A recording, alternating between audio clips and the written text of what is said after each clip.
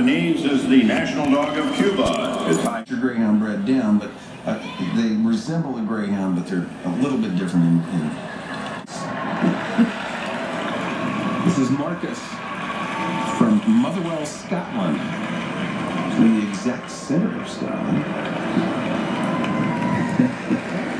He actually is the doggy greeter at the owner's bed and breakfast in Scotland, Christina Gillis. So it's a working dog. Okay, yes, it is a working dog. That's good. It's in the wrong group. What happened here? Dog came. Well, not even a little bit. Probably didn't live with cause. The dogs have to stay on the benching setup backstage whenever they're not in the ring. The benching.